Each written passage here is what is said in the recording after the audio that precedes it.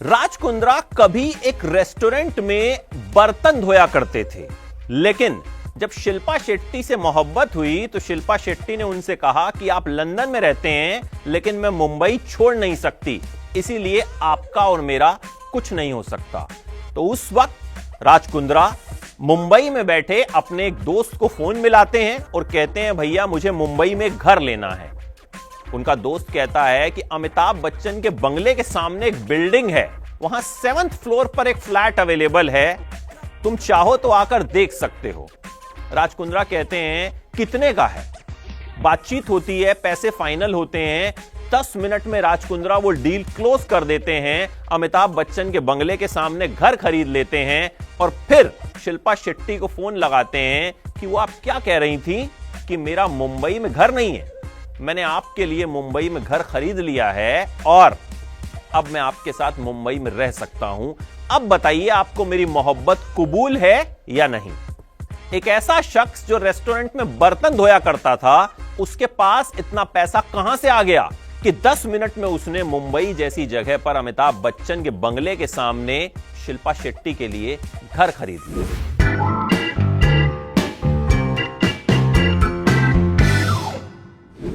राज कुंद्रा की कहानी बहुत हैरान करने वाली है। देखिए, राज कुंद्रा के पापा भटिंडा से लंदन गए, वहां सबसे पहले वो बस कंडक्टर बने, बहुत छोटे मोटे काम उन्होंने किए, फिर उन्होंने एक मेडिकल स्टोर खोल लिया, उसके बाद उन्होंने एक ग्रोसरी स्टोर खोल लिया। राज कुंद्रा के पिता मंझे हुए बिजनेसमैन थे, एक बिजनेस से दूसरे बिजनेस में बहुत जल्दी शिफ्ट कर जाते थे। जब उन्हें लगता था कि भाई ये बिजनेस कमाई नहीं दे रहा तो वो तुरंत दूसरे बिजनेस में शिफ्ट कर जाते थे। ऐसे करते करते उन्होंने अपना रेस्टोरेंट भी खोल लिया। अब जब राज कुंद्रा 18 साल के हुए तो पिताजी ने उनसे कहा कि भैया या तो मेरा रेस्टोरेंट संभाल लो या फिर कोई कामकाज कर लो, 6 महीने का वक्त मैं तुम्हें देता हूं। उस वक्त राज कुंद्रा करते क्या थे? अपने पिताजी के रेस्टोरेंट में बर्तन धोया करते थे, यानी पिताजी के रेस्टोरेंट में ही कामकाज किया करते थे, अपना खुद का कुछ काम धंधा था नहीं। राज कुंद्रा ने पिताजी से कहा कि भाई कुछ पैसे दे दीजिए, मैं कुछ शुरू करने की कोशिश करता हूं। उन्हें 2000 यूरो उनके पिताजी ने दे दिए कि भैया अच्छा ठीक है कर लो। राज कुंद्रा पहुंच गए दुबई, वहां हीरो के बिजनेस में जाने की उन्होंने कोशिश की, डायमंड्स का बिजनेस सोचा अपना सेट कर लेता हूं, लेकिन बड़ी कोशिश के बाद भी बात नहीं बनी। इसके बाद राज कुंद्रा पहुंचे नेपाल। अब नेपाल जाकर क्या हुआ? राज कुंद्रा ने देखा कि वहां पश्मीना की शॉलें बिक रही हैं और बड़ी सस्ती बिक रही हैं। राज कुंद्रा को लगा यार ये तो बड़ी महंगी चीज है, बड़े सस्ते में बिक रही हैं। पापा ने जो पैसे दिए थे उससे वो पश्मीना की करीब 100 शॉलें खरीद लाए लंदन, और लंदन आकर जो बड़े बड़े स्टोर्स थे उनसे कांटेक्ट किया और कहा कि भाई मेरे पास ये शॉलें हैं, और उन स्टोर्स को भी वो शॉलें पसंद आई और राज कुंद्रा ने अच्छी कीमत पर उन्हें वो शॉल्स बेच दी। शॉल्स बेचकर राज कुंद्रा ने लाखों कमाए, फिर शुरू कर दिया अपना बिजनेस। जी हां, फिर डायमंड के बिजनेस में भी आए। धीरे धीरे राज कुंद्रा ने जो शॉल्स बेची थी उनकी कॉपी होने लगी, तो राज कुंद्रा का शॉल्स का बिजनेस जो है वो ठप पड़ गया। लेकिन तब तक राज कुंद्रा जो है और बिजनेसेस को शुरू कर चुके थे, और फिर एक के बाद एक राज कुंद्रा जो हैं बिजनेस जमाते चले गए, एक के बाद एक राज कुंद्रा के काम धंधे जो हैं वो बढ़ते चले गए, और इसी तरह से वो एक बिजनेस टाइकून बन गए। जी हां, आप सोचिए, एक शॉल बेचने वाला जो कभी बर्तन धोया करता था अपने ही पिताजी के रेस्टोरेंट में, वो थोड़े से रुपए से कैसे करोड़पति बन गया। अब शिल्पा शेट्टी से कैसे मुलाकात हुई? देखिए, शिल्पा शेट्टी अपने रियलिटी शो बिग ब्रदर के लिए लंदन में थी, उन्होंने शो जीता। जीतने के बाद शिल्पा शेट्टी के मैनेजर चाहते थे कि शिल्पा यहां कुछ करें। शिल्पा शेट्टी के मैनेजर के एक दोस्त थे जो राज कुंद्रा के भी दोस्त थे, उनके जरिए राज कुंद्रा से मुलाकात हुई। कहा कि भाई कोई फिल्म जो है बनाना चाहते हैं शिल्पा शेट्टी को लेकर हम। राज कुंद्रा ने कहा देखो भाई अभी तो ये फेमस हैं, लेकिन जब तक फिल्म रिलीज होगी इनका जो बज़ है, इनकी जो चर्चा है वो ठंडी पड़ जाएगी, तो जो करना है अभी करो।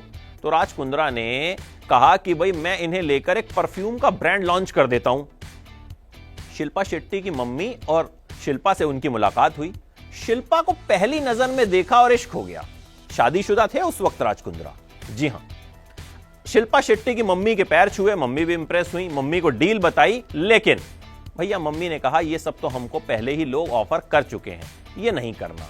लेकिन राज कुंद्रा को तो शिल्पा के साथ वक्त बिताना था, उन्होंने डबल पैसा ऑफर कर दिया और फिर वो परफ्यूम लॉन्च हुआ S2 नाम का, उस परफ्यूम की धूम मच गई। उसके बाद शिल्पा और राज की मुलाकातें होने लगी, दोनों एक दूसरे के करीब आने लगे और फिर राज कुंद्रा ने शिल्पा शेट्टी को प्रपोज किया। शिल्पा ने कहा कि भाई मैं मुंबई नहीं छोड़ सकती हूं, हिंदुस्तान नहीं छोड़ सकती हूं, आप तो लंदन में रहते हैं। तभी राज कुंद्रा ने वो घर खरीदा और फिर शिल्पा शेट्टी को प्रपोज किया और शिल्पा शेट्टी ने भी हां कर दी। अब उस वक्त राज कुंद्रा ने अपनी पहली पत्नी को तलाक दिया और उनकी पहली पत्नी ने एक इंटरव्यू में कहा भी कि भाई शिल्पा शेट्टी की वजह से तलाक हुआ है। लेकिन सालों बाद राज कुंद्रा ने खुलासा किया कि उनकी पत्नी का अफेयर उनके ही जीजा के साथ था और उन्होंने ये बात पकड़ ली थी, इसीलिए राज कुंद्रा ने अपनी पत्नी को तलाक दिया था, न कि शिल्पा शेट्टी की वजह से।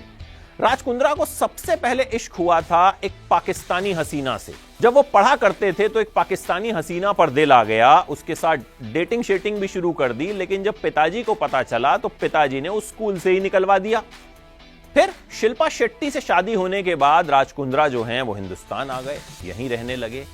इंडियन मीडिया में भी राज कुंद्रा सुर्खियां बनाने लगे। जी हां, शिल्पा शेट्टी के पति होने की वजह से। हालांकि उनके बिजनेसेस और भी थे, लेकिन हिंदुस्तान में उन्हें शिल्पा शेट्टी के पति के तौर पर ही जाना जाने लगा। फिर उन्होंने धीरे धीरे जो है एंटरटेनमेंट इंडस्ट्री में भी इन्वेस्ट करना शुरू कर दिया। आईपीएल की टीम भी खरीदी, उन पर मैच फिक्सिंग के आरोप भी लगे। हालांकि फिर बाद में उन्हें वो टीम छोड़नी भी पड़ी और फिर वो विवादों में फंसे, अश्लील फिल्में बनाने का उन पर जो है आरोप लगा। देखिए, राज कुंद्रा एक किताब भी लिख चुके हैं, how not to make money, लेकिन इसके बावजूद राज कुंद्रा जो हैं वो पुलिस के शिकंजे में फंस गए। कपिल शर्मा ने एक बार उनसे पूछा था कि पाजी आप कुछ नहीं करते तब भी इतना पैसा कैसे कमा लेते हो। और राज कुंद्रा की गिरफ्तारी के बाद ये जो क्लिप है ये जमकर वायरल भी हुई थी। तो भाई एक बात तो है, राज कुंद्रा शुरू में कुछ नहीं करते थे, लेकिन उसके बावजूद भी वो करोड़पति बने। उनकी कहानी बहुत लोगों को इंस्पायर कर सकती है, लेकिन इस कहानी में जब एक दाग लग गया तो जाहिर तौर पर एक सक्सेसफुल बिजनेसमैन जो है वो कहीं ना कहीं सवालों के घेरे में आ गया और कहीं ना कहीं ये दाग भी उनकी कहानी के साथ हमेशा जुड़ा रहेगा।